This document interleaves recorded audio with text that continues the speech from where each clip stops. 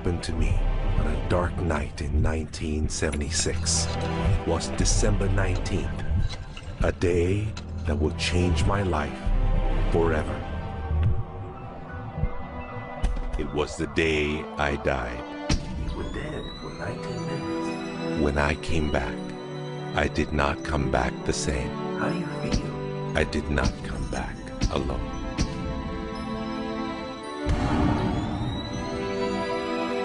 What seemed like days passed in 19 minutes. And over the course of the next few years, I began to remember the greatest mysteries revealed to me. Anything is possible.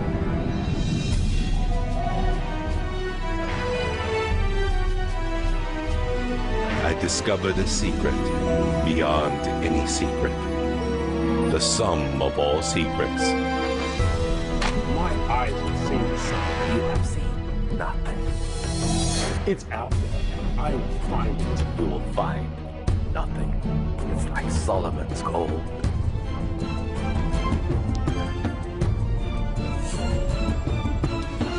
It was the key to Solomon's wisdom. The secrets of the Knights Templar and of the Freemasons. We must be stopped. Courage, my dear boy. Be strong, be brave.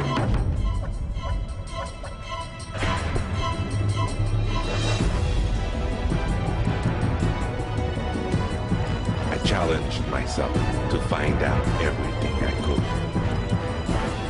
I found great teachers who knew this and began to seek them out.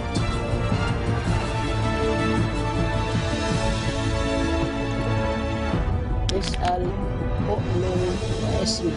Ask, believe, and receive.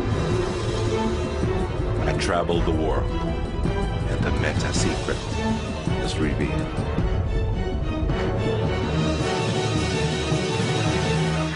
Time has come.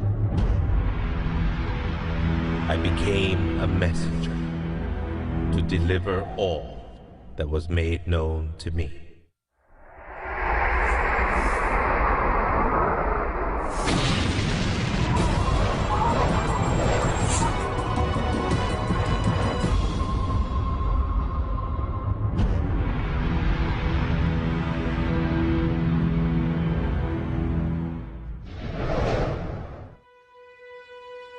Hello there, I'm Bob Proctor. Meta is a nice word. It's a word most people don't understand. We talk about metaphysical, we'll say, oh, that's bad stuff. No, it's just what you can't see with these eyes. You got to see with an inner eye of understanding. Meta is beyond the physical. Do you know that 99% of our population has been programmed to let the outside world control the inside? If you want to get what you want, you let the inside world control the outside. That's what the meta secret's all about. The meta secret to wealth and abundance is doing what you love, following your passion, enjoying your life, being grateful for this moment, realizing that in fact you already have wealth and abundance. You have wealth and abundance to the level that you allow it in your life. Expand your level of openness, deservingness, and you can have more wealth and abundance right now. How do you become more wealthy? You become more grateful. Studies here in the U.S. show that grateful people earn more money and are better at innovation. So the first step to becoming more wealthy is become more grateful. Find the good in your world right now, and you'll take a first step to become more wealthy. The meta secret to wealth is knowing exactly what you want and then being willing to pay the price to get it. Most people think that wealth just comes out of having this impression in your mind that you're going to live an abundant life. And that's an important piece of it, but it's incomplete. If you look at the word attraction in the law of attraction, the last 6 letters spell action, A-C-T-I-O-N. One of my favorite words is satisfaction. We all want to have satisfaction. And again, in Latin, satis means enough. Enough action, satisfaction, enough action produces the result. You know, I've been very, very successful with the Chicken Soup for the Soul books, and everyone thinks, oh man, you were lucky, you had this great idea. And we use the law of attraction. We visualize, and we put up posters around our office that simulated bestseller lists with our name #1. We visualize bookstore windows full of Chicken Soup for the Soul books, all of which came true. But there's a asking and a believing and a receiving, the 3 steps that I think of in the law of attraction. And the second part of believing is taking action. Because if you believe that your action is going to pay off, you'll take the action. So believing doesn't just mean like sitting there going, I believe I can be wealthy. It means doing the things that produce wealth. The key to abundance is to act in spite of fear, act in spite of doubt, act in spite of worry, act in spite of inconvenience, act in spite of uncertainty, act in spite of anything. If we're talking about metaphysical, we're talking about beyond the physical. So what we've got to do is go inside. We have been programmed to live from the outside in. We're letting what's going on outside of us control what's going on inside. If we're going to get into the meta side of our own personality, we've got to get away from this physical instrument we've got and move into the higher side of our own personality. And start to understand that we live simultaneously on 3 planes of understanding. And we work from a higher to a lower potential. If you're working with electricity, any electrician, any engineer will tell you that you have to work from a higher to lower potential. If you go contrary to that, you're not going to get any use out of the electricity. Well, when you're working with the mind, you don't start with the physical and work up. You start with thought and work down. Thoughts are of a spiritual nature. Spirit's omnipresent. Where's thought? Thought's omnipresent. 100% evenly present in all places at the same time. I can be underwater and think. I can be in an airplane and think. I've had the pleasure of working with a couple of the astronauts that have been on the other side of the moon, and they could think. Not only could they think on the other side of the moon, they could transfer their thoughts to somebody here on Earth. It's just a form of telepathic communication. You know, it's been said that if you build it, they will come. I think if you build it, and you build something with true excellence, and you distinguish it in the marketplace, and you come up with a selling proposition, and you are aggressive in your marketing to the world, it's possible that people will come.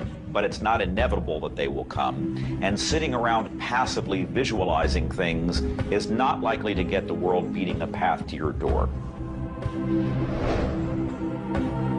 My meta secret about wealth ultimately is you've got to create a lot of value for a lot of people. And if you do that, you will bring a lot of wealth back to you. So by giving service and giving that which helps other people improve their lives, brings joy to them, brings service and products to them, if you do that and you keep expanding that, always be thinking about expanding your service to others. And if you do that, wealth is a foregone conclusion. First thing, quit listening to what everyone else is telling you what to do. And start paying attention to what you want to do. You see, I can look back with my memory, and I can remember going and saying, Mom, Dad, or to the teacher, I want to do so-and-so. And they'd say, now, how are you going to do that? See, what they didn't understand is I didn't know how to do it. But neither does anyone know how to do the things they want to do when they first think of it. You don't have to know how. You know, 2 young bicycle mechanics from Dayton, Ohio, in the United States of America, introduced us to a new kingdom. They were the first ones to fly in airplanes. The whole world believed that you couldn't do that. Anything heavier than air is attracted towards the center of the world. You can't fly. But they wanted to, and so they did. Well, clarity to me is a very different concept than I think a lot of people. The first thing I want to know is, what do you think you're trying to accomplish? The next thing I want to know is, why are you trying to accomplish it? The next thing I want to know is, if you accomplish it, what do you really think is going to happen in your life? A lot of people come to me and they say, I want to grow my business, because I work a lot in the business world, the entrepreneurial world. I teach a concept, achievement concept, a concept that is predicated on taking action and implementing, called optimization. Optimization is getting the highest and the best use and result and outcome of your time, your efforts, your emotion, your life, your relationships. But you can't begin, and this is where a lot of people, I think, really fall down. You can't begin to optimize until you take the time to observe, examine, and identify not all, but the scope of options and alternatives and other possibilities available to you, number one, to achieve the goal, and number two, as an alternative goal. Clarity is power. Just by being clear, you will automatically begin to magnetize things to you, to your life. The law of mentalism is about the mind. Everything that we have ever created, everything that has ever existed, existed first in the mind. All thoughts are the beginning of all things real. All things that you can touch and feel began in the mind. So if you want to be wealthy, you've got to decide what wealth is to you. Define it. What does it mean? How much money do you have to have? For me, financial independence meant having $30 million producing income, which allows me the lifestyle I want without having to work. And so I've achieved that. But I knew exactly what I wanted because I looked at what it would cost me to live my lifestyle. Most people don't know their net worth. They don't know their income levels of what would be required to produce what they want. They say they want to own a yacht, but they don't know what a yacht costs. They don't know what it costs for the slippage fee. They don't know what it costs to maintain a yacht. So go out and create your ideal lifestyle and then figure out exactly what it would cost to live it, and then set that number as the number you want to achieve. Then believe you can achieve it. Visualize it every single day. Take action when the action comes. Ask for what you want. Reject rejection. Give up any idea of failure. Just persevere until you continue on, until you produce the result you want. The law of attraction's a good starting point for thinking about how to improve your life. You want to align your thoughts and your beliefs with what you want your life to be. But the law of attraction itself, by itself, won't allow you to achieve the abundance that you need. There are certain steps that you need to take. And these steps are all incorporated in what we call the meta secret. And the meta secret isn't one solitary method or one solitary system. The meta secret is a combination of tools, methodologies, and ways to understand the world and ways to understand how we can change the world. Until I started looking at who I was and who I wanted to become, nothing changed. Because every time I would look and I would blame something else or blame somebody else or just look in a different direction that was not inside, I would get more of what I was creating. Because every time I created something, people would react to that. Every time I took an action that was blaming this or blaming that, people would react to that. And you know what? Then I would react to their reactions. And I was creating an environment that was busy. Instead, an environment that supported wealth and abundance. If you look around, there's nothing but the abundance everywhere that you see. You see the trees growing. You see businesses happening. This is wealth, this is prosperity, this is abundance. If it's not happening for you, it's because unconsciously you have beliefs, counter-intentions, negativity that actually blocks it from coming into your life. It's actually working the law of attraction all the time, but it's happening on an unconscious level. The abundance is there, the wealth is there, but if you don't feel it, if you're not expressing it, it's because inside of you, you may feel you don't deserve it. This is part of the unconscious work that has to be done in order for you to feel on a conscious, real, live, earth level what's happening with abundance and prosperity. Abundance, wealth is your natural birthright. If you're not feeling it, it's because of your unconscious beliefs. The law of correspondence, simply stated, is as above, so below, as within, so without. The law of correspondence is simply attesting to the fact that we are human creatures physically present, but we have minds and we have spirits. So we exist in more than just one plane. We might even be multidimensional beings with multidimensional thoughts, and there may be more to you than just meets the eye.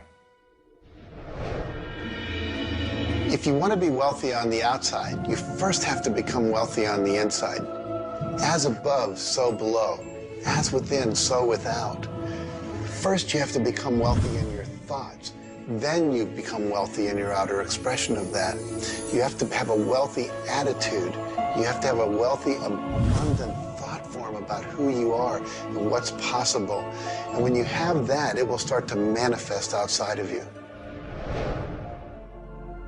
If a person wants to take a quantum leap rather than incremental steps, they have to begin by understanding that they can do that. There's a marvelous little book. It's called U Square. Now think of what that means. If you square a number, you multiply the number by the number, don't you? Well, when you square, you multiply your potential by your potential. It's astronomical. I mean, you just go off the board. The man that wrote the book, Price Pritchett, he said, when you're looking at a quantum leap, he says it looks ridiculous, utterly. But in retrospect, it looks like a natural thing to happen. It was without effort. It's with ease. And that's what quantum leaps are. What you're really doing is getting rid of limitations in your mind, and you're letting your mind just take off and build a great big idea. And you start before you're ready. You defy what the masses are controlled by. You've got to move into a space all of your own. Understand you're working with an infinite power that's omnipresent. It's with you all the time. It's closer than your breath. And you get in harmony with that and just release all thoughts of limitation and make up your mind you're going to take and just compound your effectiveness. That's essentially what I did. I didn't know what I was doing at the time. I didn't understand quantum leap, but I took my income from $4,000 a year to $175,000 in a year. And then it went over $1 million. And I had no understanding of what happened. Now understand this. I had been raised to believe that if you don't have a good formal education, that you'd never be able to do what I did. If you don't have experience, you can never do what I did. I had 2 months high school and I had a bad work record. But my income went from $4,000 to over $1 million a year. Now you can do that. And the first step is understanding that you can do it. Quit listening to people tell you you can't. And start to see yourself doing something really big. Write it out on a sheet of paper. Begin by saying, I am so happy and grateful now that I have turned my annual income to a monthly income. It's not just about attracting things to you. It's about learning to trust what you're attracted to. You are naturally going to be attracted to certain kinds of people, to certain movies over other movies, to places you want to vacation versus other places, to workshops you want to take or books you want to read versus other books. Trust what you're attracted to. It will take you where you need to go, and it may not always make sense to you.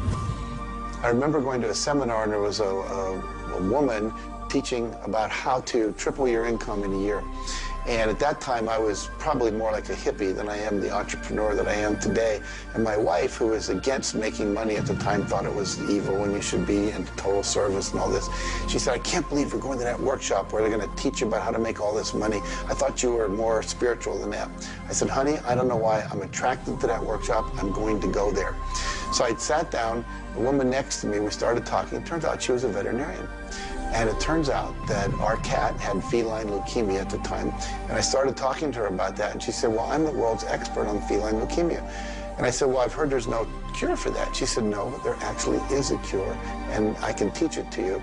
And so she called my veterinarian, told him what to do. My cat lived for many, many more years than the local vet thought it should. But see, I was trusting my attraction to go to that seminar, and it led me in a path that saved my cat's life, which was not where my conscious thinking was, but it was a very important goal to me to keep my cat alive. Those kind of things will start to happen. Most people are uncertain about something. They're uncertain about their next step. Here's your message. Do it. Do it. Whatever you're uncertain about, do it. Take the step. You will learn so much more. You'll get so much further faster by actually getting in the game than doing it, than thinking about it forever. One of my sayings is, one step in the right direction is worth 100 years of thinking about it.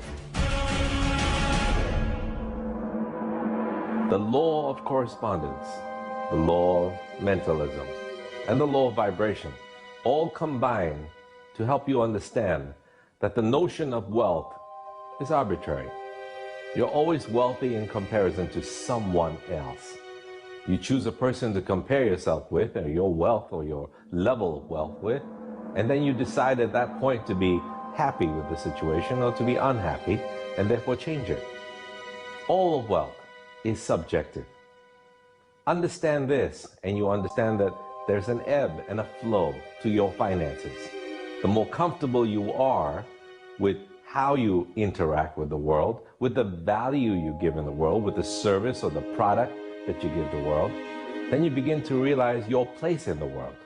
And by realizing this, you participate in the abundance that is all around you at every moment and at every time. It is all yours. From the beginning, it was yours. Until the end, it will always be yours.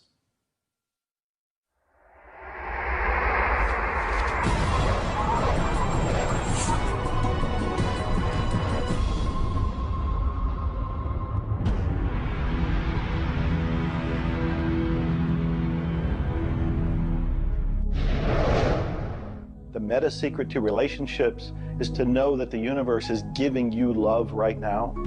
When you give love to the universe, when you give love to another, you will receive love in turn. Love is the essence and nature of relationship. Relationships are a two-way street. It's not just about taking and giving and receiving and getting what you want, but it's also about giving. I like to say that each person should take 100% responsibility for the quality of the relationship. Because if you take 50-50, whenever it's not working, it's going to be their 50%. So if you take 100% and act as if everything in the relationship, you're creating it, and when it isn't exactly what you want it to be, say, how am I creating that?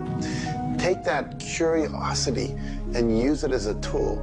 And when you get the answer like, oh, I'm not coming home on time, I'm not listening, I'm not doing this, then you have the opportunity to shift and do the thing that produces relationship. A friend of mine wrote a book called Making Relationships Work. And the idea is there is work in making the relationship work. So be willing to do the work. Give as much as you get. The more you give, the more will come back. To have a better relationship with anyone in your life, first you begin by having a relationship with yourself. Treat yourself the way you would your very dearest friend. Love yourself regardless of all the crazy shenanigans you pull. Believe me, I do this every day. So if you want a better relationship with someone else, love yourself. Relationships are part of what the universe is giving you as a gift. The first and most important relationship is the one with yourself. When you love yourself, you heal yourself. When you love yourself, you become a magnet that people want to hang around, and you begin to attract other people and new relationships.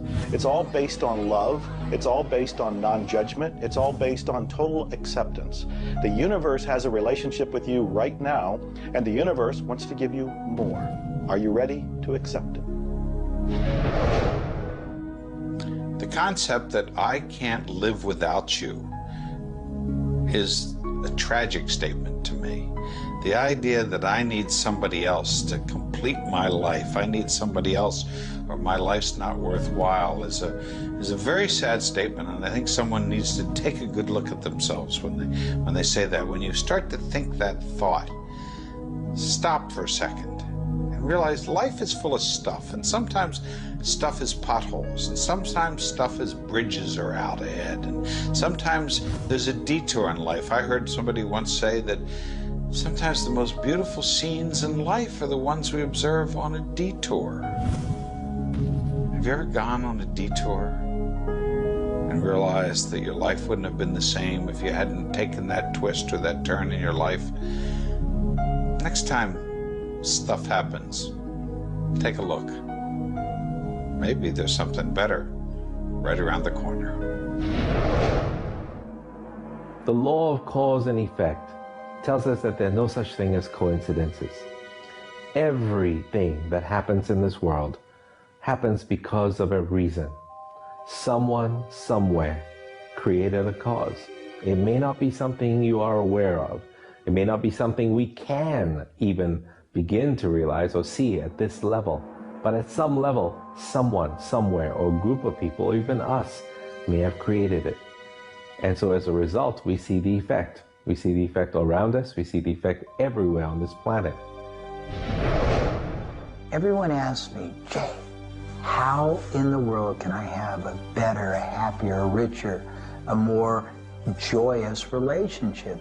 And it's very simple. First thing is you got to slow down enough to be externally focused.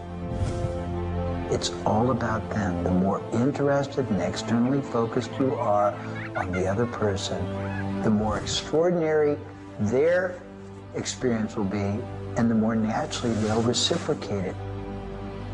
The second, and you're watching me, and I've got a serious side, and you know that, but you got to get in touch with your childlike sense of curiosity, of innocence. The third is you got to be in the here and now, and that's so trite and said so often, but being in the here and now means connecting deeply and being aware of what people are saying and looking at them and being responsive to their feedback and their mannerisms. And the last thing, and the easy thing, is to, again, as I said earlier, enjoy the process. We are so busy, so stressed in our life, trying to get from one thing to another, trying to multitask, that the greatest way to have wonderful relationships is to commit.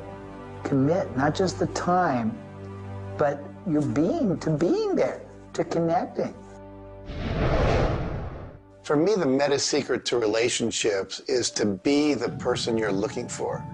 Whatever it is you're out there looking for, be that and give it away. If you're looking for someone who's loving and kind and compassionate and generous, you need to be loving, kind, and compassionate and generous. Whatever it is you want, you've got to be that and express that out into the universe. And whatever you express out is going to come back multiplied. The meta secret of relationships is for you to develop an identity that brings out the best in your partner and helping your partner to be the best that they can in order to bring out the best of who you are. Criticism seems to be a big problem. If you are really secure in yourself and somebody criticizes you, it isn't going to bother you. Now, if you're insecure and somebody criticizes you, it's really going to bother you. You see, 9 out of 10 times, the person that's criticizing you really wants to help you. They just haven't really learned how to communicate effectively. But let's not let somebody else's criticism or their way of helping us shake us. If we're solid in our own self, and we really understand ourselves, then we can handle it and it won't be any problem. If criticism really rattles your chain or rattles your cage or really upsets you, it's not the criticism that upsets you. It's not the other person's opinion that upsets you. It's how you react to it. And you see, if you were really solid within yourself, you would respond to it. You would thank them for it and say, but I really don't choose to do that. Or you'd say, well, thank you, that's probably a good idea, I'll try it. But they're not going to knock you off track. So it goes back to have a good, sound self-image, a good image of yourself. Maxwell Maltz wrote a beautiful book on that way back around 1960 called Psycho-Cybernetics. Psyche-Cybernetic. Cybernetic is the communication mechanism in our mind. It's the image that we hold of ourselves. It's like a life-governing device. Well, you've got an image of you just same as I have an image of me. And our image controls how we walk, how we talk, how we dress, how we meet and greet people. And it also controls how we handle criticism when it comes our way. And it will come your way, just same as it comes to me and everybody. We want to be solid in our own belief about who we are and what we are. Let's really get to know ourselves. And then, rather than react, let's respond. It doesn't matter how they approach, whether they're diplomatic and trying to help us or whether they're trying to find fault. It won't really make any difference. We will listen to what they have to say, listen to it, and then we'll either accept it or reject it, but it isn't going to affect the relationship with the other person one bit. There is masculine and feminine in everything. Nothing is entirely masculine, nor is it entirely feminine. We have different aspects of yin and yang, of harshness and softness, different aspects of masculinity and femininity in everything. If you take a look at life and see it all as a combination, see how we are always living in combination, then you begin to realize and to also appreciate the law of gender. Relationships are about communion, taking our life and making it sacred through connection with another human being. So communion and making sacred is what relationship is all about. You know, there's a lot of lonely people around. And if you're lonely, I'm going to let you in on a secret. You're always going to be lonely until you become friends with yourself. If you're looking for company outside of yourself, you're looking in the wrong place. You want to go inside. And when you get to really look at you, you're going to feel so good about you. You're going to love yourself. Now, you see, as a little kid, you were probably taught, don't love yourself, that's conceit. I know I was, and most of the people I know. That's not conceit. That's a healthy, conscious awareness of who we really are. I'm not talking about an ego trip. I'm talking about really becoming acquainted with yourself. You've got to build a good relationship with you, or you're always going to be lonely. When you get angry, look at it as, okay, this is a gift. I need to release something here. And in that process, relationship becomes a school for growth instead of just like it's someone that's going to please me. Look at how can I serve them and how can I learn from them, as opposed to how can I manipulate them to give me all my needs met. If you do that, you're going to end up with a much better relationship. If you're in a relationship where you're not experiencing full love, the way to change it is not by changing the other person. It's by changing yourself. You look within yourself and you start to feel grateful for everything about you. As you change your relationship with yourself, magically, the outside relationship will change as well. You will suddenly see it transformed. You will suddenly see that there's love in that relationship with that other person. But you don't change the other person. You change you. A lot of people spend valuable time in their life focusing on the past. I could probably spoil your week if I reviewed the first 26 years of my life. My life was a mess. And you know, at the end of 26 years, imagine living for 26 years and looking at yourself, you're unhappy, sick, and broke. I had a guy look at me and he told me I was one of the most miserable people he had ever met. And he was right. I was plain miserable. He said, you're always sick. I didn't have a terminal illness or anything, but I was always backache, headache or something, and I was always broke. He said, why don't you change it? Well, as long as I kept focusing on what led me to this point, which was a bad trip, I was going to create more of the same. And he said, let it go. Forgive it. If you're looking for love and not finding it, it's no doubt because of a lack of forgiveness in some area of your life. This is true for all of us. You want to look in your life, look at your past, look at all of your relationships, and ask yourself, where have I not forgiven? Myself, my parents, my siblings, my neighbors, my relatives, my business partners, where have I not forgiven? When you go and forgive, you release the energy that allows the law of attraction to bring new love and new relationships into your life. How do you do this? You look and ask yourself, where have I not forgiven somebody? Somebody's going to come to mind. It could be you. The second thing you do is say, can I forgive them? Can I forgive myself? Whether you say yes or no, you move to the third part of this, and you start to wonder, what made that person act the way they did at that point? What made me act the way I did at that one point? And you start to go deep into understanding the psychology of behavior, and you realize we're all doing the best we can, yourself included. At that point, when you can forgive yourself and you can forgive these other people, whoever it might be, for whatever may have occurred, when you forgive them, you release all of the energy that's been stuck psychically within your own mind and your body and your soul. And when that releases into the universe now has an open pathway to return to you new love, new relationships, new blessings. It all begins with forgiveness, and you can do that right now. When we talk about love, we're talking about the greatest word in the world. Leadership is a great word, but no word compares with love, because without love, you're dead. There's life in love. There's forgiveness in love.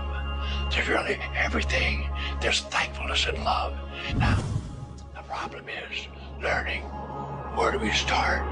Because we find sometimes in families, there's no love.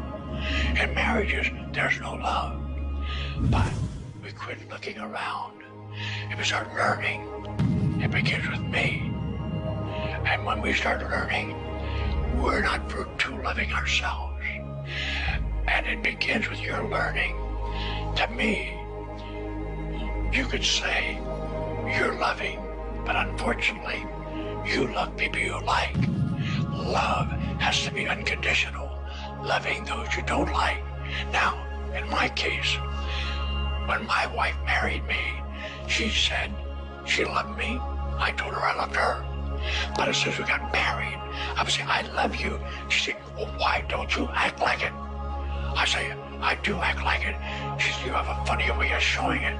I say, well, I love you enough to die for you. She says, try living a little. And so I discovered, as loving as I was, I didn't fit her definition. The law of gender, the law of vibration, and the law of rhythm. All of these figure in relationships. You see, love is a dynamic. Any relationship is a dynamic. When you are actively relating, that's when it's alive. That's when it's fun. When you sit back and you start to look at the relationship, then it becomes static. It becomes a relationship to be assessed, to be looked at. But when you're relating to your partner or your spouse, amazing things happen. It's dynamic, it's moving, it's alive. And that's what all love is supposed to be, alive, and so much more fun. Changes happen all the time. We change. Human beings change. You change, I change, we all change. But if you can change together in the same direction, amazing miracles take place. Words, feelings, thoughts are all aligned. And all of a sudden, you can take on any problem and it's not an issue. That's what relationships are all about. That's what relating is all about. That's what love is all about.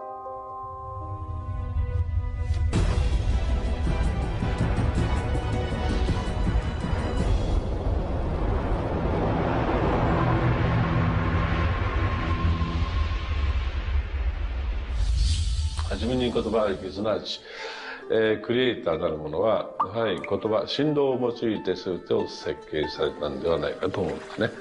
そして、その、振動の、設計図は非常に緻密なもので美しい共鳴振動にあふれたものであったことでありましょう。もし、先ほどの実験にもやったように、非共鳴、同士の組み合わせであるならば、それは破壊的なエネルギーとなって、命を形作られるからです。私たちの体は最終的にクリエイターの、いろいろな、試行錯誤によってだんだんこう単純なものから、微生物だとか海の中のものとかそういうものから、小動物始まって複雑なものになっていって、最後の芸術作品として、クリエイターなるものが作られた結果、私たちはあるというふうに思うんですね。その本来の設計というものが、バランスの取れた振動の組み合わせというものが、何らかの要因によって崩れていくときに、私たちはストレスを持ち病気になっているんだというふうに考えています。As you've already seen from Dr. Masaru Emoto, water makes up 85% of our body. And the thoughts we think actually create a vibration in the water that has memory. And so you have to think positive thoughts. Again, we go back to forgiveness and letting go, thinking positive thoughts, expecting to be healthy, not listening to what people tell you, not taking in beliefs. I have been out in the sun my whole life. I've never gotten skin cancer, don't intend to get skin cancer. And when stuff comes on about it, I choose not to listen to it because I know that belief would affect me. So I believe that I am a person that my spiritual connection keeps me healthy. Also, though, I work on the level of the physiology of the body, the biochemistry. It makes sense to play at that level. I eat organic food. I drink healthy water that's not contaminated with chlorine and all the stuff they put in it, so I filter my water. I eat the right kinds of nutrients for my body. I've found out what I'm allergic to, and I've basically eliminated those from my diet. I exercise. So exercise and keeping my body toned. We want to have resistance exercise. We want endurance, which means we need to jog and do aerobics and things like that. And we need to have flexibility, things like yoga and Pilates. So we need a complete system to keep our body healthy. And then a detoxification, I think, is the part that most people don't do enough with. We are taking in so many toxins in the air we breathe. But if you will cleanse on a regular basis, I cleanse every Monday. I just do a cleansing diet where I just drink liquids and then I don't eat anything else, and my liver has a chance to get rid of all the toxins that are in my body. I want you to understand that you have a marvelous mind, and you can do anything with it, and don't ever listen to anybody that tells you you can't. You want to start to look at yourself not as a body or as a name.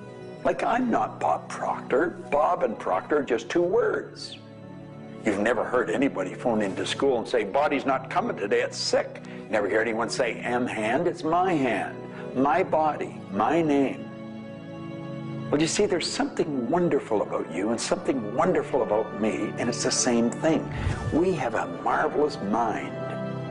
We're creative beings. Talk to your body. You're not a body, you live in a body. Now, this may sound silly because maybe nobody's ever said this to you before, but go around just repeating maybe 1,000 times to yourself, I'm not a body, I live in a body. I'm not a body, I live in a body. I'm not a body, I live in a body. Then start telling your body to relax. The meta secret to great health is to feel good now. You do that with good thoughts, you do that with good food, you do that with plenty of sleep, you do that by doing what you love. That's the meta secret to great health. The meta secret to health is to honor your body. Listen to your body. Are you tired? Are you hungry? Are you thirsty? Do you need time to play? Have greater health. Honor your body. Health. Not just physical health, not just eating the right things and getting exercise, but let's talk about emotional health. This means doing what you love, loving what you do, looking forward each day, researching, helping other people, giving back. This is the meta secret to emotional health. To me, recognizing the divine component in us has a twofold effect. On the one hand, it's incredibly humbling, because how many of us really live up to being godly? How many of us really maximize the God-given talents that we're given? How many of us really live lives of fulfilled potential? So on the one hand, it's kind of intimidating, but on the other hand, it's very inspiring. It's inspiring to think, I, as a human being, am capable of being godly. I'm not God. I'm not going to confuse myself with God, but I am capable of being godly. I am capable of a goodness which can resound around the world. I am capable, like God, of using language to bring things into existence. An architectural drawing is the languaging of a building into existence. A marriage contract is the languaging of a relationship into existence. Any sort of contract does that. A novel creates a world that may be more real to us than the so-called real world that we are living in. And being godly is both an obligation, which frankly I feel I fall vastly short of, but also an incredibly inspiring opportunity. And the ancient traditions, not only the one that I come from, but really all of them, teach us this. The law of rhythm is the very fabric of life itself. Rhythm is everywhere. Things are born and things die. We move into a season and we move out of a season. We go within and we go without. We change. Rhythms flow in our emotions as well. You cannot always be feeling happy. Sometimes you'll feel sad, you'll feel down, and then you'll come out of it. Whatever goes up must come down. You've heard the language. Rhythm is exactly that. And the minute you begin to realize that all of life is all about the law of rhythm, then you can flow easily in bad times and then have more fun in happy times. When you start to expect rhythms, know that if you're happy in one direction, you can also be unhappy in the other direction. The law of rhythm surrounds us, works with us, and if you master it, there's nothing you can't do. The meta secret to health and having amazing energy is the ability to look at your world from a perspective that, hey, things aren't always going to go your way, but you know what? As long as you always do your best, as long as you are focused on what you achieve and what you're trying to accomplish, then it's all going to work out. I think one of the most important keys is to recognize in life just about all the limitations that we have are self-imposed. To realize that is the greatest breakout, the greatest. I talk about staging jailbreaks in your life, breaking out of the mental prisons, getting over the walls of the self-imposed impossibilities in life. And it is remarkable what happens when you realize, take a look at what really is holding you back. And very often, almost all the time, it's you. It's you. The power lies within you. See, humor is good. It really is. I don't really understand what it does to you, but I know it does something to your brain.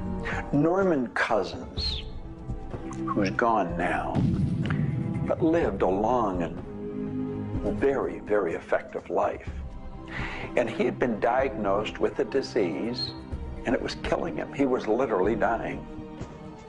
And one day he got thinking to himself, if sadness and sickness are hooked together, then happiness and health must be hooked together. And so he had people bring in old movie films of Laurel and Hardy and all kinds of different old actors, funny stories. And he started to play them. They made him move out of the hospital. So he rented a suite of rooms in a hotel. And he had these movies playing all the time. And he was laughing, a real belly laugh. And he got better. Now, I think you know when you're laughing, you're feeling good. Start to laugh at yourself. When you make a mistake, laugh at yourself. Don't get serious with yourself.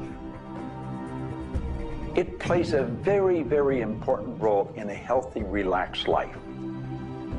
If you want to study it further, get into some of Norman Cousins' material, and he'll explain exactly what it does to the brain that controls the vibration of the body. Start laughing a little more. Have fun. The mind can't be all it is designed to be without the body being everything it was designed to be. But we basically thwart both. Or you can have a great relationship. You can have a great financial situation. You can have a great family relationship. And the big problem in our society, certainly in Western society, people don't exercise, 92% of people don't exercise, they don't eat nutritious things, they don't complement to compensate. It's very simple. And if you break it down to the little steps like eating an elephant, you'll have the most rich, satisfying, fulfilling, gratifying, liberating life, but you got to balance it. Health is all up here. All I know is right now. I don't have a voice. I don't have good sight. I don't have a hearing. My strength is gone. However, I have never been more excited and thankful in my whole life. The law of vibration simply states that everything is in motion. Nothing stays static. At some level, even though something may appear as if it's not moving, its molecules are moving, its atoms are moving. Everything vibrates. Not just your thoughts, everything. Now, I do understand that disease cannot stay in a healthy vibration. It just cannot. I also understand you cannot turn disease into health, but you can release disease and recreate health. You see, your body is changing at the rate of millions of cells every second. And it's the thought patterns that you hold in your mind that control the vibratory rate of the body. Your brain is an electronic switching station. There's all kinds of material written on thought, on attitude, and on health. And I do know this. If you are suffering from a physical disease, quit talking about it, quit thinking about it. Go to a very competent medical doctor and follow that person's advice, because he or she will tell you what to do physically, but at the same time, instantly begin visualizing every molecule of your being in a harmony with the law of vibration. Now, I would have an affirmation that I would repeat. I am so happy and grateful now that every molecule of my being is vibrating in perfect harmony with God's laws. My body is getting healthier and stronger and more vibrant every minute of every day. And repeat that. Treat it like a mantra. I can't predict what's going to happen for you personally, but I do know that hundreds of people, if not thousands of people, have experienced healings and cures by beginning to change their thoughts about what's going on in their body. In my book, The Attractor Factor, I talk about a person who had cancer.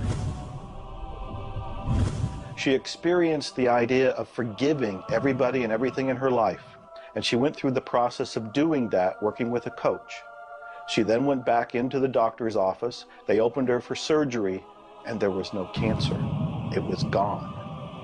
By forgiving everybody in her life, including herself, she transformed her body. She reached this place of healing and this place of peace. And as a result, she experienced a cure. If you're finding yourself sitting here watching this and you're ill, you've got a chronic condition, you're sick, what you need to do is a couple of things. Number one, you need to first work on your attitude. You need to believe you can get healthy. You need to not believe anyone who tells you you're going to die, or it's terminal, or it's going to take a long time. Literally, we know that we can get rid of a disease in minutes, in literally minutes. I had a cold once, and a person literally did an exercise with me. My nose dried up, my fever went away, the achiness went away in 5 minutes. So we know the power of the mind. We know that you have to forgive and release. So much work now being done on cancer, where we know there's resentment, and different forms of resentment will come into different forms of cancer in the body. So it's critical to get yourself aligned with spirit. When you are aligned with spirit through meditation, through doing the things that bring you joy, through doing the things that align you, and you know what that is for you. It could be singing, it could be walking in nature, it could be petting your cat. When you move into that state, healing naturally takes place through you. There's this innate, natural healing ability that's always working to heal you if you get you out of the way. By you, I mean your ego mind, your beliefs, your fears, your doubts, all of that stuff, all of the resentments you've held that you haven't released, that will keep you sick. So you've got to do some kind of work to get into a spiritual alignment and to release the negativity. Emotional pain is very real. It's like sorrow and grief. Like grief comes in waves. It just sort of overcomes you and then it sort of fades away. You could have experienced some traumatic situation, anything from rape to the loss of a loved one, or being held up, where somebody invaded your privacy in some way or another. And it causes deep emotional pain. What we want to realize is that we are bringing that on ourselves. You say, well, wait a minute, you're not bringing it on yourself. No, but you're reliving the situation. We've got to separate ourselves from the incident, from the situation. We've got to realize that it's a very real part of life and attempt to separate ourselves from it and deal with it as best we can and then let it go. Otherwise, we're going to carry it with us and we're going to keep experiencing it over and over and over again. どうやってわかるか。振動という、まずそもそもその水の結晶とは何かということになりますけどね。結晶というのはやはり情報だと思います。で、情報というのはバイブレーションですね。で、バイブレーションのデザイン家が雪の結晶あるいは水の氷結結晶という形になって現れてきていると思いますが、やはり我々がなんで、美しいとか醜いだとかそういうような認識能力があるのか、あるいはそれだけには全人類本当に、一緒の価値観を僕は持っていると思いますが、それはもうやはりクリエイターがそのように設計されて、いるからだと思うんですね。それが崩れちゃったらもうこれはもう本当にどうしようもないんだけど、その美醜というのが我々の美しさ、ごめんなさい、バイブレーションの変電さということにつながっていると思います。水は神が自分の意機あるいは意図をまんべんなくこの宇宙に伝えるためのキャリアとして、作られたものだと思いますね。ですから水が別の言葉で言うならば神の、一種のメッセンジャーということになると思いますね。それの形が大げさで言えば結晶という形で表されていると。で神にとってふさわしくないなと思うような現象については水はやはり結晶的にノー、良いものはイエスという判断を示すというふうになっていると思うので、それがなぜできるのかということになってくると、これはまた僕にとっては来世の研究課題かもしれません。Stress is caused, in my opinion, when we take our power and give it to the problem. We want to maintain the power. I'm in control of me. The power is going to stay with me. I am not going to let the condition, the circumstance, or the challenge that I may be facing control me. You can make a decision right now that you are going to maintain your power and you're going to let everything outside stay outside, and you know that when you're in a totally relaxed state, the solution to problems come. Quit getting involved in these sophisticated stress management deals. Release the stress. Let it go. You're in charge of your body. Just say peace, be still. Visualize a beautiful lavender energy flowing right into the crown of your head and circulating right through your body. And then start to imagine every molecule of your body vibrating in perfect harmony with God's laws. You're totally relaxed. You're in charge of yourself. There is no stress where there's relaxation. Be calm, peace, be still. Don't even use that word anymore. Get rid of it. Release it. The laws of cause and effect, of rhythm and polarity, come into play when we talk about your health. Your body is an amazing symphony. Amazing miracles taking place on every part of your body. And what holds it together are fields of force that we cannot even begin to understand. Every day, your cells are renewing until you have new organs generated all the time. Your body and your cells are repairing themselves even as they remove toxins from your body. I can't help to wonder sometimes if you gave that entire symphony a wonderful environment filled with fields of happiness and radiant joy and vitality, how that growing, renewing process might work a little bit better, sort of like happy children in a playground.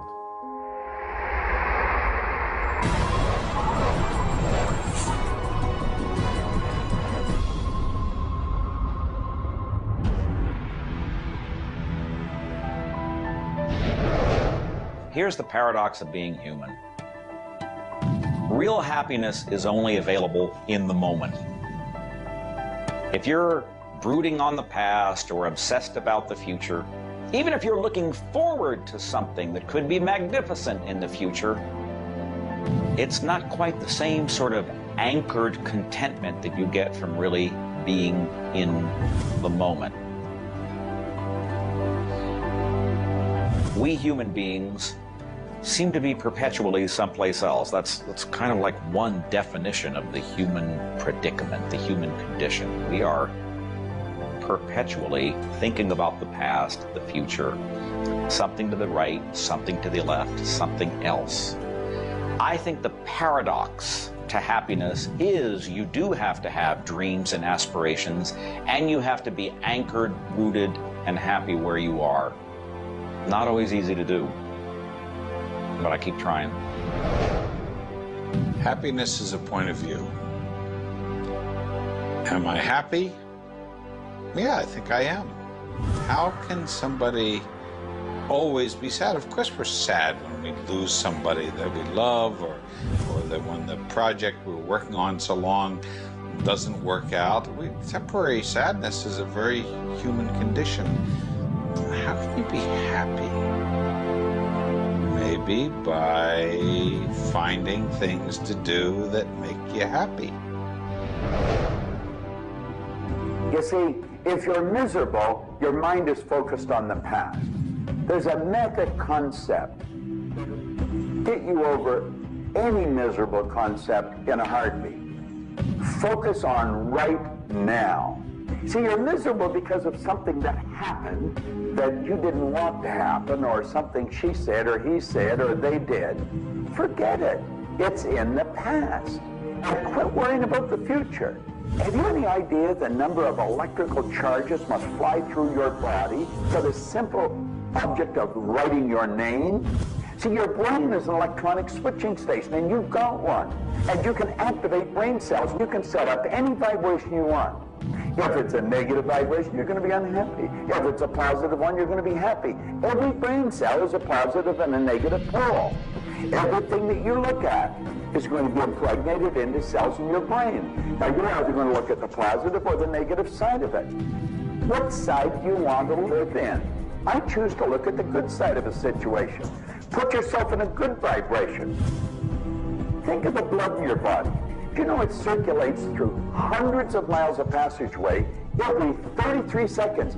It carries all the food in and all the garbage out.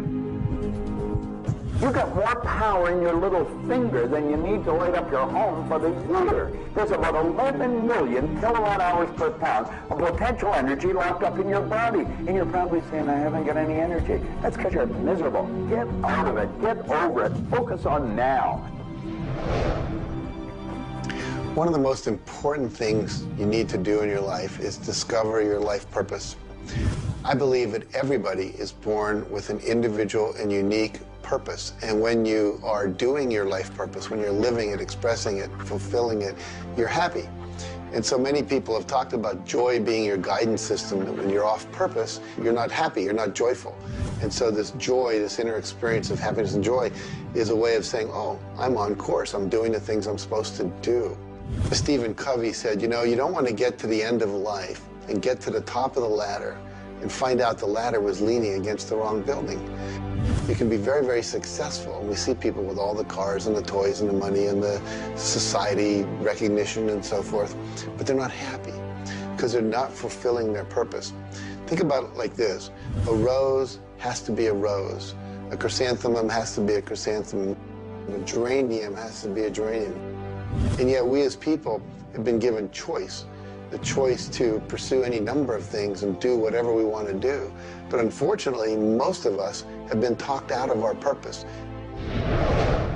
If you want to be happy, come back into this moment and do what you love in this moment. You should absolutely work toward improving your life, improving the world, improving your relationships, improving your finances. Every sort of conceivable improvement at a micro or macro level should indeed be your agenda. But if you are not happy with things the way they are, then your happiness is perpetually on hold pending a condition that doesn't exist yet. If you do that, you will never be happy. You have to realize that the point of power in your life is in this moment. People think about the future and they throw their power into the future. There is no future. When it gets here, it's called now. It's called this moment. People think about the past and they throw their power into the past. But there is no past. It's gone. When you think about the past, you think about it in this moment. This moment is all there is. And you can be happy in this moment. When you are, everything is taken care of. All is well. Happiness and achieving happiness is a process. It's not something you achieve right now and you're done and you have your happiness. It's something that you're constantly attaining and reattaining through life. And the way to do that is to really understand what brings contentment in your life and to achieve that.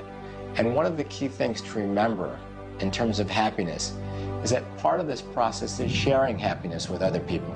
The more we share happiness and the more we teach other people how to bring happiness and fulfillment in their life, the more we'll be happy and fulfilled. So continue with your journey of greater fulfillment, and you'll have more happiness in your life. The law of polarity is about dualism.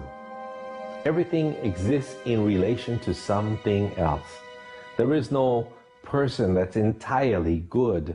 There is no person that's entirely bad. There is no entirely hot or entirely cold.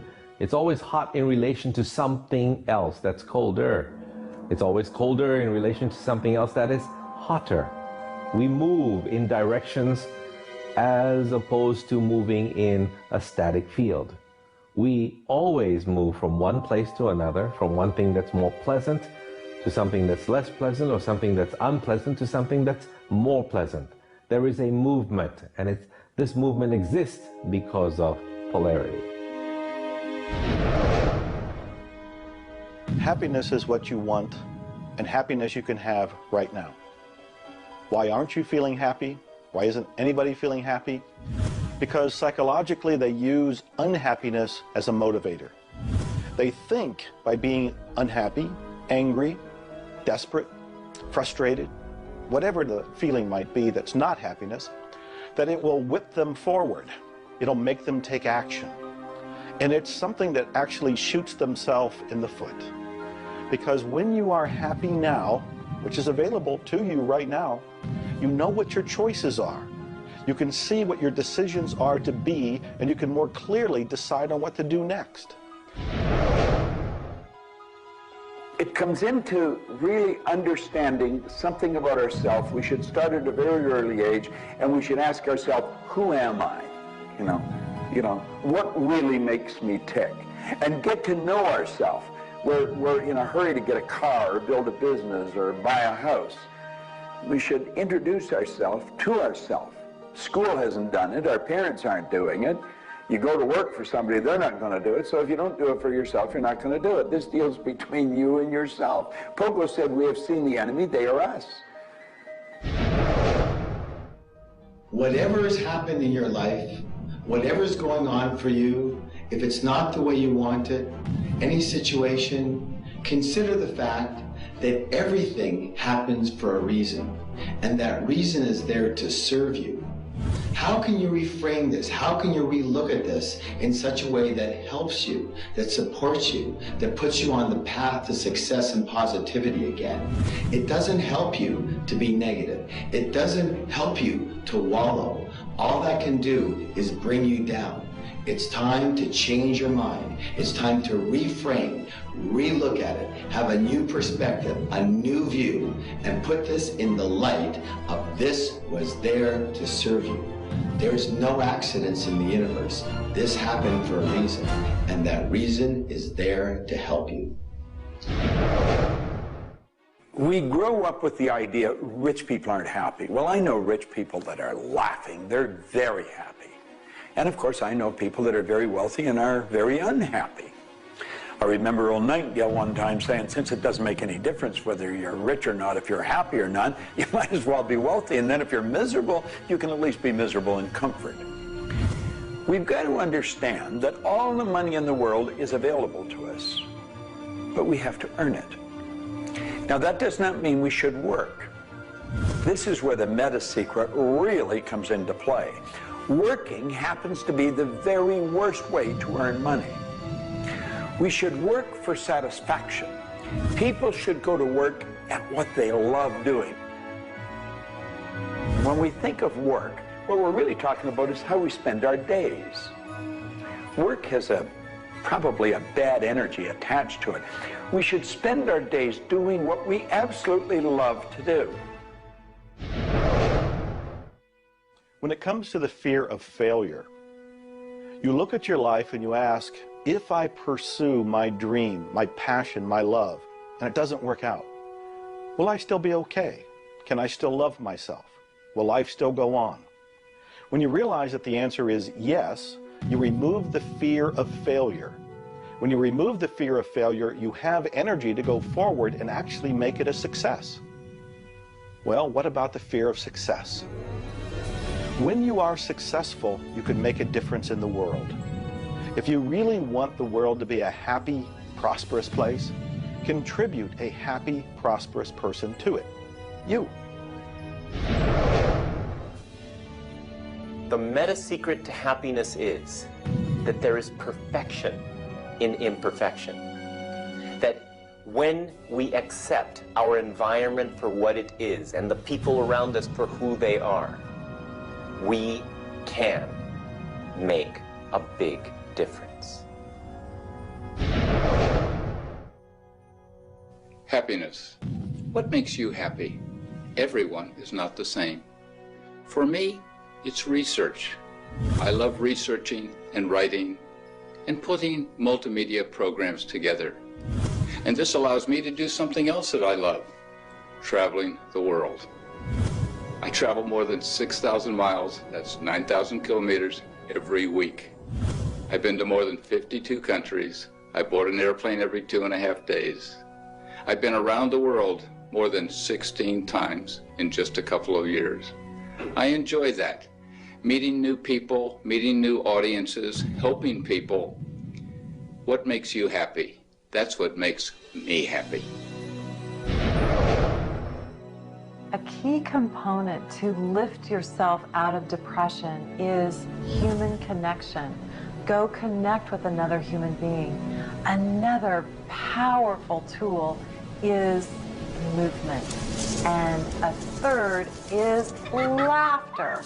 Go play and have some fun and watch your spirits begin to lift. The meta secret of life is to realize that the journey is the thing. I believe the first thing a person should do is establish a purpose. Why are you even here? Why do you get out of bed in the morning? Why are you living? I honestly believe every one of us are hardwired to do something. So how do you decide on your purpose? You decide on it by asking yourself, what do I really love doing? So you have your purpose. This is what you're going to do with the rest of your life. And then you build a vision. Then your goal is taking a bite out of that vision. Now, when you do that properly, you're going to love what you do. When you wake up in the morning, you can't wait to get going, and you're going to be doing it until you go to bed at night. Therefore, all of your day, all of your hours are filled doing with what you love to do. That's called living. Everything else is dying. See, there's a basic law of life. It says create or disintegrate. You're growing or dying. Find out what you love, dedicate your life to it. Most of us, when we approach happiness, are looking for someone out there to make us happy, some event to occur, and then we'll be happy. If I get to the retirement stage, if I get my car, if my wife is nice to me, if my son comes home on time, then I'll be happy. The truth is, happiness is an inside job. It's a choice. When I have an expectation on how someone else should be, I've given my power over to them. What I want to do is simply learn how to create joy and happiness inside myself. And we can do that in numerous ways, by doing the things we love, by focusing on the good qualities in ourselves, by choosing to focus on the good qualities in others instead of being judgmental. Once we realize that happiness is an inside job, and I get to be as happy as I choose to be, not as happy as other people make me, the reality is I can move into a state of pretty much constant joy and bliss. Stuff happens. Life happens. And then you get to choose. Look, you have a mission to do. You have to find meaning in your life, and you have to share it with others. There's a whole world out there that is suffering, that is in survival. They are grieving and they are hurting. You and I can make a difference. You begin right now by looking at your life, no matter what's going on in your life right now, and you find the good in it, the positive in it, the growth-oriented reasons for whatever it happens to be. You find the good in it, and whatever is happening, you turn it into something positive. You turn it into something good, and you go and share it with the world. You will become an inspiration to others. People model other people's behavior, and that's how the world changes. You be that inspiration for success. You be the model for change. You be that person that has meaning in their life, and you will give meaning to yourself and others. It all begins with you. You have always had, you have at this moment, you will always have in the future, the power to achieve, to accomplish, to have anything and everything you want in the terms of monetary, wealth, prosperity, in terms of health, in terms of happiness, relationships. However, it will never, ever occur until and unless and until after you first are clear on the specific goals. Number two, you are very clear on the action steps. Operative word is action steps you have to take.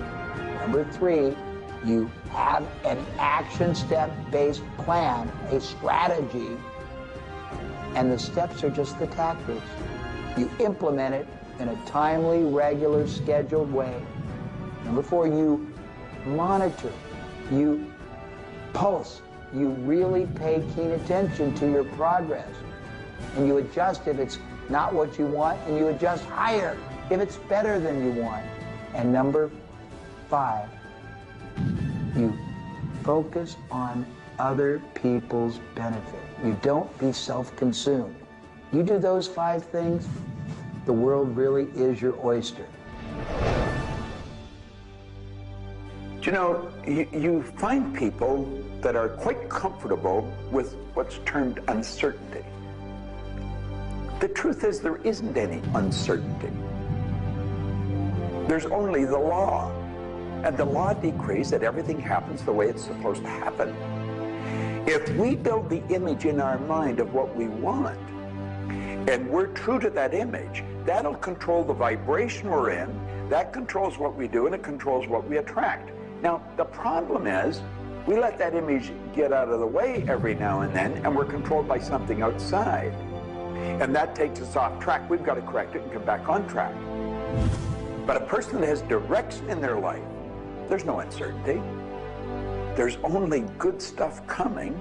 It's stuff that's going to cause the image in our mind to move into form.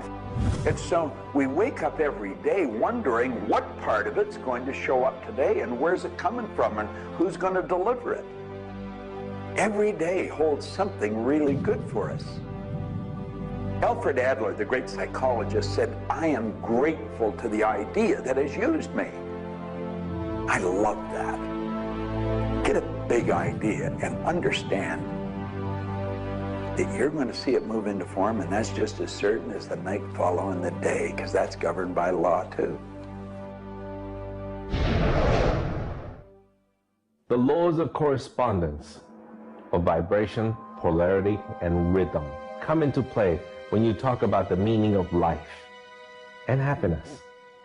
We make our happiness dependent on what other people can do for us instead of what we can do for ourselves. You know, there's a concept they don't teach you in school. It's called enough. Sometimes what is enough for one person may not be that way for somebody else, and we want more. And when you want more, you're setting yourself up for disappointment, because not always will you get more. Sometimes you do, but it's not all the time. I don't know who told us on this planet that everything is going to go our way. Sometimes things will go your way, sometimes they won't. We've got to learn to accept this. That's the rhythm and the flow of life. All of life is filled with possibilities. And when you see possibilities, well, it allows you to accept failures as not final. Failures are learning lessons. The American Indians, the Hopi Indians in the Southwest, well, they have a belief. Every day they wake up and pray to the Great Spirit, and they say, "Oh, Great Spirit, allow us today, this day, to make 20 mistakes." You see, they believe that by making mistakes, by failing, you actually learn more. You add to this wonderful fountain of wisdom that is called you over a period of time. And if you don't fail, they say, you don't learn anything. So how many times have you failed? I know I have failed a lot. But over the course of the years, I also knew something that was different. And that was that I was responsible for my own happiness. I knew that there was laughter everywhere, but I also knew that if I wanted to participate, that laughter has to come from inside, not from outside. And that's the nature of spirit, and that's the nature of who you are, and that's the meta secret to everything possible. This is our home. We have nowhere else to go. Earth gives us everything we need to celebrate life. Everything you do will either hurt or heal our planet.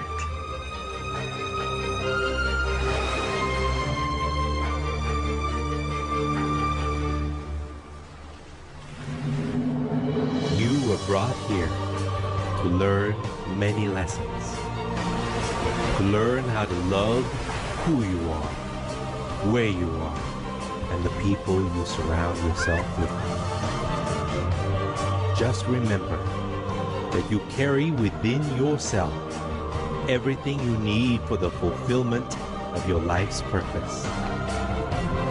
You are the sum of all of your experiences, all of your choices, and you are a work in progress. You deserve more happiness, more love, more joy, more abundance, and especially more fun. Life was never meant to be a struggle. You were meant to participate in this grand miracle called life. And as you begin to look all around you, start now to taste, smell, hear, and touch with your heart the abundance that surrounds you. You are indeed spectacular beings of light. So if you want to know the meta secret to life, to happiness, live more, love more, laugh more. Change the stories in your head, and you can change the world. It's a short trip. Make it a good one.